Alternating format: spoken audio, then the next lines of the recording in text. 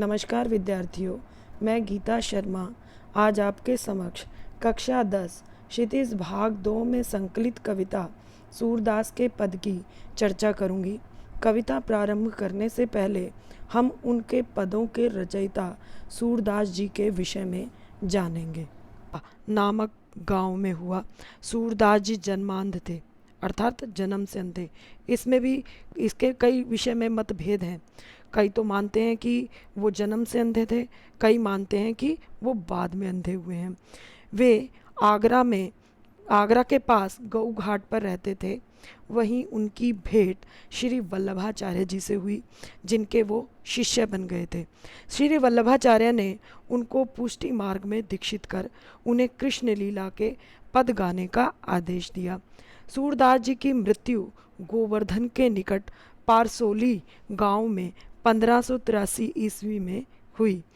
उन्होंने अपने जीवन काल में कई ग्रंथ लिखे, जिनमें सूर सागर, साहित्य लहरी, सूर सरावली आदि शामिल है। उनका लिखा सूर सागर ग्रंथ सबसे ज़्यादा लोकप्रिय है। सूर ने वात्सल्य, श्रृंगार तथा शांत रसों को अपनी रचनाओं में मुख्य स्थान दिया है। उनके अनुसार अटल भक्ति ही मोक्ष प्राप्ति का एकमात्र साधन है और उन्होंने भक्ति को ज्ञान से बढ़कर भी माना है। उन्होंने अपने काव्य में भक्ति भावना, प्रेम, वियोग, श्रृंगार आदि को बड़ी ही सजगता से चित्रित किया। पदों के विषय में जानने से पहले हम इन पदों के प्रसंग के विषय में जानेंगे। ये सूरदास जी की प्रसिद्ध रचना सूर सागर के भ्रमर गीत प्रसंग से लिए गए हैं। ये एक महत्वपूर्ण विषय है। ये आपको परीक्षा उपयोगी प्रश्न भी बन जाता है इस विषय को लेकर कि ये जो पद दिए गए हैं वो कहाँ से लिए गए हैं। तो आप बता देंगे सूर सागर के भ्रमर गीत। तो कहाँ से प्रसंग लिया गया है? ये सूर सागर के भ्रमर गीत से प्रसंग लिया गया है। श्री कृष्ण मथुरा चले गए थे, बहुत अवधि हो गई थी उन्हें मथुरा गए हुए, और जो गोपियों को वो निश्चित समय देकर गए थे वो निश्चित समय अवधि पर लौट कर नहीं आते, अपितु वो अपने मित्र उद्धव के हाथ अपने गोपियों के लिए एक संदेश भेजते हैं। गोपियाँ उद्धव को देखकर सोचती हैं, विचार करती हैं कि उद्धव उनके लिए कोई प्रेम का संदेश लेकर आए होंगे, परंतु उद्धव ने निर्गुण ब्रह्म और योग का उपदेश देकर गोपियों की विरह वेदना को दूर करने का प्रयास किया। चूँकि गोपियाँ ज्ञान मार्ग की अपेक्षा प्रेम मार्ग को पसंद करती थी, अतः उन्हें उद्धव का यह शुष्क संदेश पसंद नहीं आया। तभी उद्धव और गोपियों का वार्तालाप प्रारंभ हुआ था, और तभी उसी समय कहीं से एक उड़ता हुआ भौरा जिसको कहते हैं वहाँ आ पहुँचता है। गोपियों ने उस भंवरे को लक्ष्य करके उद्धव को अनेक प्रकार के उल्हाने दिए। उपलाभ मतलब उल्हाने दिए, और तभी से इस भ्रमर गीत का प्रारंभ हुआ। अब हम इन पंक्तियों को पढ़ेंगे। ये है सूरदास जी का प्रथम पद, जिसका हम प्रारंभ करते हैं। उधो तुम हो अति बड़भागी, अपरस रहत स्नेह तगाते, नाहिन मन अनुरागी, पुरीन पात रहत जल भीतर, ता रस देह न दागी, जो जलमा तेल की गागरी, बूंद न ताको लागी, प्रीति नदी में पाँव न भोरियो, दृष्टि न रूप परागी, सूरदास अबला हम भोरी, गुर चाटी जो पागी। अब यहाँ पर गोपियाँ उद्धव को उल्हाने दे रही हैं, उन पर व्यंग्य बाण छोड़ रही हैं, और गोपियाँ उद्धव को कहती हैं कि हे उद्धव, तुम हो अति बड़भागी। बड़भागी का अर्थ होता है बड़ा भाग्यवान, भाग्यवान जिसका भाग्य बहुत बड़ा हो उसे बड़भागी कहा जाता है। हे उद्धव, तुम तो बहुत भाग्यवान हैं। यहाँ पर व्यंग्य कहा गया है। क्यों कहा गया है?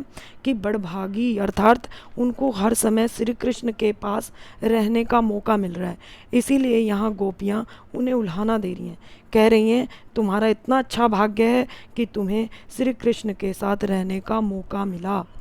अपरस रहत स्नेह तगाते, नाहिन मन अनुरागी।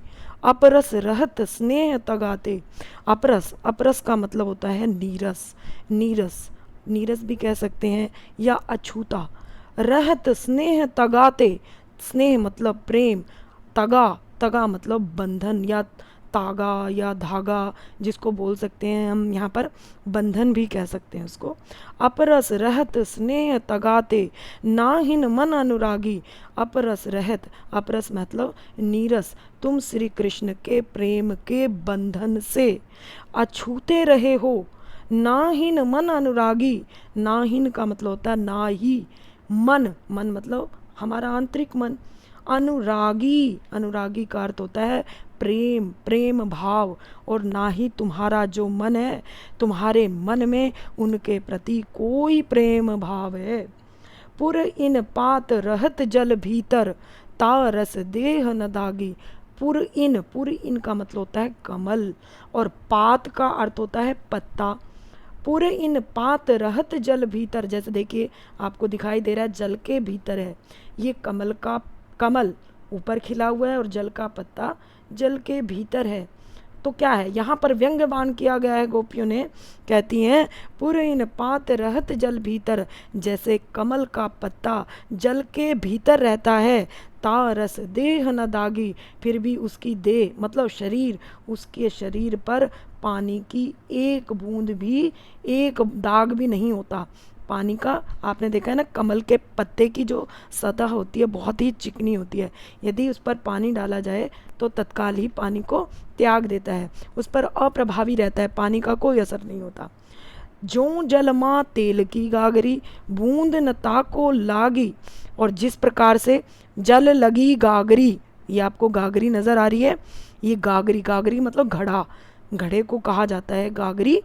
जो जल माँ तेल की गागरी, बूंद न ताक को लागी। जैसे इस घड़ा है ना, इस गागरी पर यदि तेल लगा दिया जाए तो और उसको पानी में डुबो दिया जाए, तब भी उस पर पानी की एक भी बूंद नहीं ठहरती।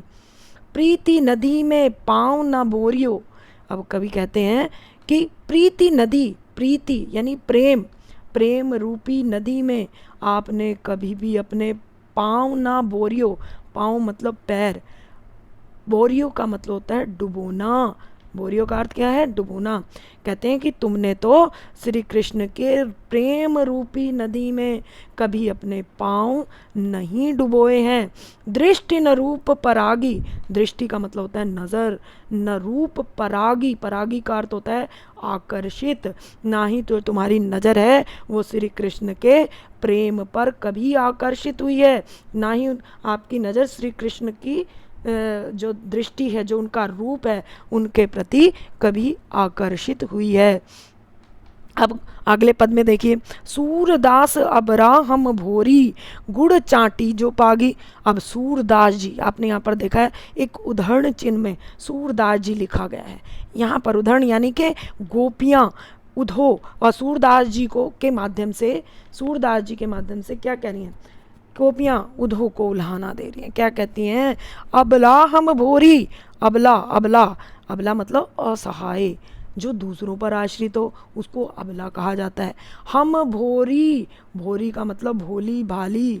गोपियाँ कहती हैं उधो को, क्या कहती हैं कि हम तो अबला हैं, हम तो असहाय हैं, हम भोली हैं।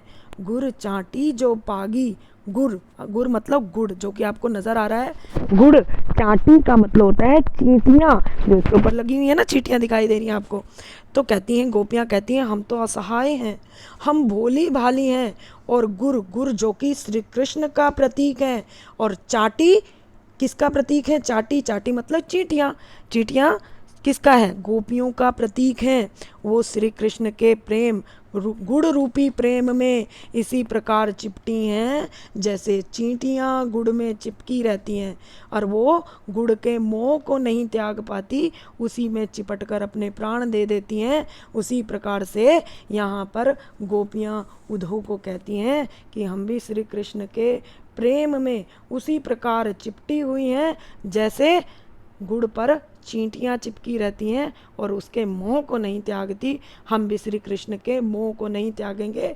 भले ही हमें उनके प्रेम में, उनके मोह में अपने प्राण तक क्यों ना त्याग देने पड़े, परंतु हम उनके प्रेम को नहीं छोड़ेंगे। सूरदास जी के दूसरे पद में, मन की मन ही मांझ रही, कही जाई कौन पे उधो, नाही परत कही। अवधि आधार आस आवन की, तन मन बिथा सही। अब इन जोग संदेशनि सुनि सुनि, बिरहनि बिरह दही। चाहती हुती गुहार जितैते, उतते धार बही। सूरदास अब धीर धरई क्यों, मर जादा न लही। अर्थात कहने का भाव है, यहाँ पर गोपियाँ उधो को उल्हाना दे रही हैं, उन पर व्यंग्य बाण छोड़ रही हैं और कहती हैं हम तो मन ही मन, हम तो मन ही मन में मांझना, मांझ मतलब विचार करना, हम तो मन ही मन में विचार कर रही थी। क्या कर रही थी कि श्री कृष्ण कोई प्रेम का संदेश लेकर आएंगे, परंतु उन्होंने तो कोई प्रेम का संदेश नहीं भेजा अपने मित्र के हाथ, बल्कि कोई योग का संदेश। अब योग ऐसा संदेश जो योग साधना, जिसके माध्यम से क्या कहता है, किया जाता है, मन को एकाग्र किया जाता है। अब यहाँ पर तो उधो एक योग का संदेश लेकर आए हैं गोपियों के लिए, वो प्रेम का संदेश नहीं लेकर आए। इसीलिए गोपियाँ बहुत पीड़ित हैं, बहुत दुखी हैं और कहती हैं हम तो मन ही मन में विचार कर रही थी कि श्री कृष्ण ने हमारे लिए कोई प्रेम का संदेश भेजा है। कही जाई कौन पर उधो, ना ही परत कही। हे उधो, अब इस जो आपने मुझे प्रेम, जो योग का संदेश दिया है, उस योग के संदेश के बारे में और क्या कहा जाए। ना ही परत कही, इस विषय में और कुछ नहीं कहा जा सकता, क्योंकि आपने तो हमारे पास आते ही योग का संदेश दे दिया, इस विषय में हम और क्या कहें। अवधि आधार आस आवन की, तन मन बिथा सही। अवधि, अवधि का मतलब होता है समय। आधार, आधार आस आवन की, आपके आने की। आस मतलब आशा, आवन मतलब आना, आपके आने की आशा में। भाई जो आप समय देकर गए थे, उस निश्चित समय के आपके आने की आशा में हमने तन मन बिथा सही। तन मन बिथा, बिथा का अर्थ होता है तकलीफ, दुख, कष्ट। हमने तन और मन की तकलीफ़ों को सहा।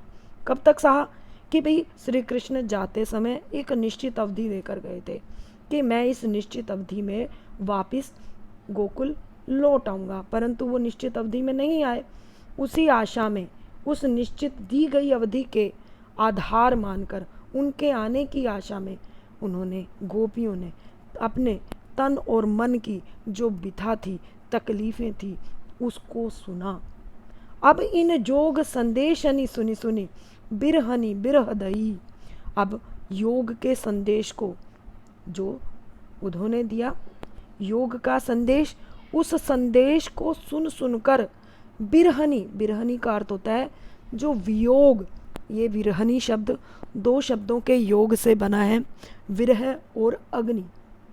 विरह का मतलब होता है बिछड़ना, अग्नि यानी कि जब हम किसी से बिछड़ते हैं तो एक तरीके की जो हृदय में अग्नि जल रही होती है, यानी कि बिछड़ने की जो आग है वो हृदय में धधक रही होती है, जल रही होती है।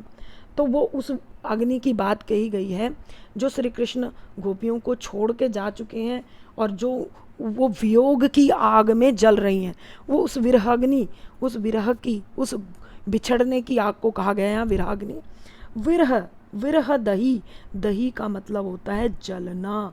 दही का क्या अर्थ है, जलना। अब कहती हैं गोपियाँ, क्या कह रही हैं कि अब इस योग के संदेश को सुन सुनकर जो हम विरह की आग में जो हम जल रही थी ना, अब वो और भी ज़्यादा जलने लगी हैं।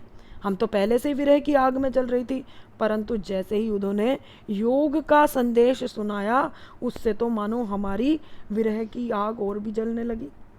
चाहती हुती गुहार जितैते, उतते धार बही। चाहती, चाहती का मतलब चाहना, हुती मतलब थे, गुहारी का अर्थ होता है पुकारना, गुहारी पुकारना। जितैते जहाँ पर से, जहाँ पर से हम मतलब इस विरह रूपी आग से बचने के लिए पुकारना चाहती थी। अर्थात हम अपनी विरह की जो आग को है उसको शांत करने के लिए हम पुकारना चाहती थी श्री कृष्ण को, वो आए, या तो नहीं भी आए तो कम से कम प्रेम का संदेश तो दे दे कुछ ऐसा कि जिससे जो हमारी विरह की आग है वो कुछ शांत हो जाए।